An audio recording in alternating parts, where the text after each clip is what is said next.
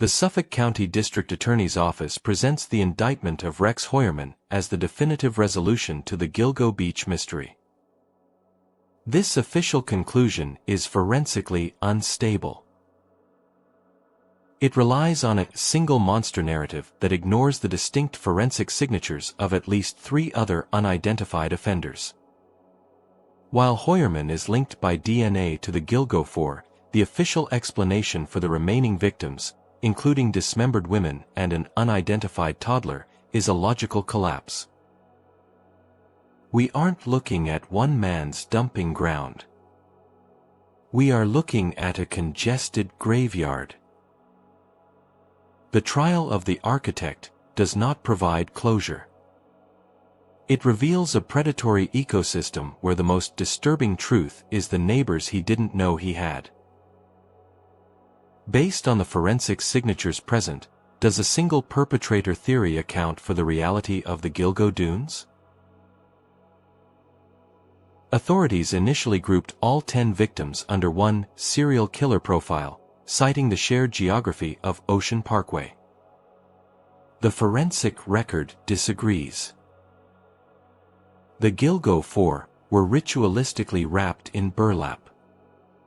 This was a highly specific, low-effort signature. In contrast, the remains of Jessica Taylor and Valerie Mack were surgically dismembered. Their parts were scattered miles away in Manorville. Forensic profiling indicates that predators do not de-evolve from complex anatomical dismemberment back to simple burial. The precision of the 2000 to 2003 kills contradicts the methodology used in the 2007 to 2010 burlap burials. The evolution theory is a procedural convenience. The evidence indicates at least 2 distinct signatures operating in the same corridor. One killer possessed surgical expertise that the current suspect does not demonstrably share. Given the forensic gap between surgical dismemberment and simple burial, does the official evolution theory account for the presence of multiple predators in the Gilgo Dunes? The Suffolk County Police Department officially ruled Shannon Gilbert's 2010 death as an accidental drowning in the marsh. They maintained the event was unrelated to the serial killings discovered nearby. However, this ruling ignores the documented evidence of a 23-minute 911 call placed by Gilbert herself. In that recording, she stated directly, "They are trying to kill me." Despite this, the official narrative remained unchanged for over a decade. Furthermore, an independent autopsy conducted by Dr. Michael Baden identified a fractured hyoid bone. This is a recognized clinical indicator of manual strangulation. The department's refusal to reclassify this death as a homicide remains a primary point of investigative failure. In this context, the accident theory is forensically untenable. The record suggests the ruling served to limit departmental liability and investigative scope during a period of documented internal corruption. Based on the medical evidence of the fractured hyoid bone and the recorded emergency call, do you think the official conclusion of accidental drowning accounts for the forensic facts? Official accounts for the decade-long stall in this case cited the density of the coastal brush and the limits of forensic science at the time. The investigative record identifies a different cause. Records confirm that former Chief James Burke actively blocked the FBI's Behavioral Analysis Unit from entering the case for several years. While federal expertise was sidelined, investigators left crucial witness interviews incomplete. They allowed critical phone travel records to expire. This delay was not a product of the landscape. It was a product of institutional protectionism. The refusal to integrate federal profiling assets directly created a condition of linkage blindness. That failure allowed the predatory corridor to remain active while the department maintained its distance from outside scrutiny. Given the documented resistance to federal assistance during the Burke era, do you think the investigative delay was a failure of resources or a deliberate choice by department leadership? The investigation stalled because of the ecological fallacy. This is the mistaken belief that because bodies are found in one place, they must have one source. We have seen this before in the Green River murders. Unrelated victims were initially attributed to a single actor, masking the activity of other predators using the same corridors. This is linkage blindness. This procedural failure occurs when investigators ignore divergent signatures to maintain a single killer theory.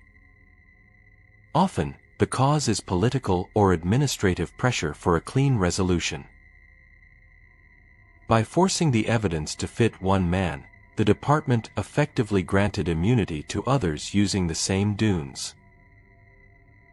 Given the history of other multi-offender dumping grounds, does the single perpetrator theory explain the Gilgo evidence, or is it a result of investigative linkage blindness?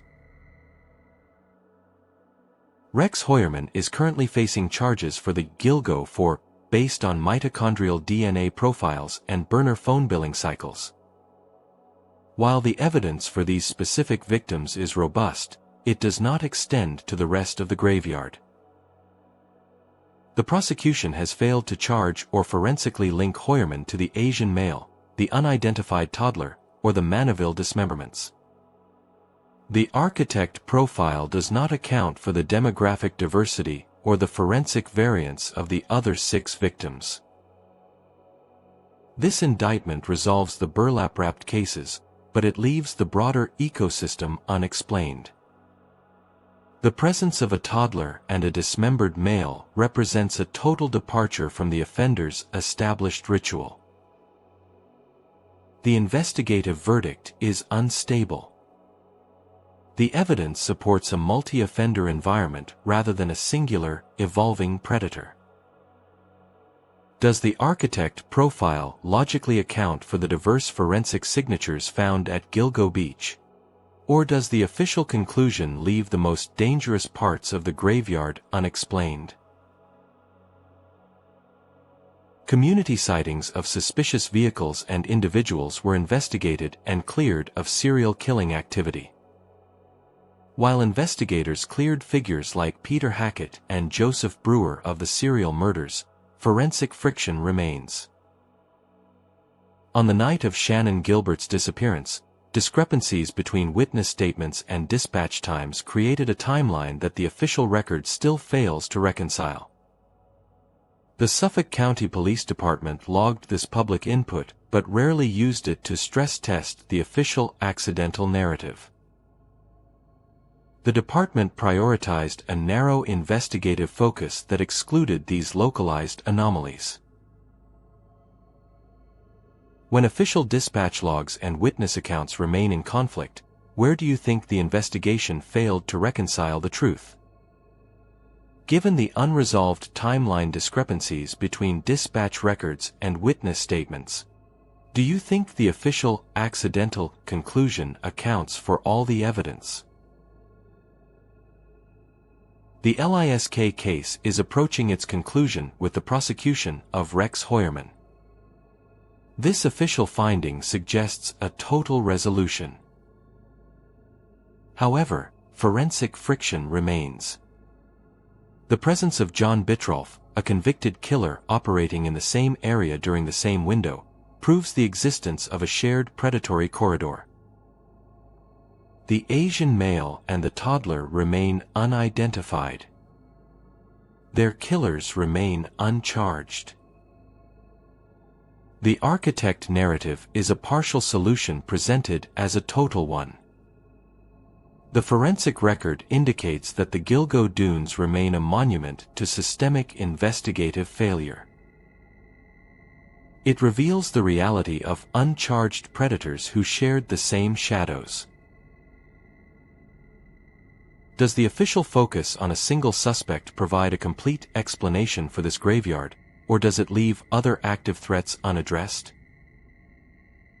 Based on the forensic record of unidentified victims and overlapping killers, do you think the official conclusion accounts for the full scope of the Gilgo Beach crimes?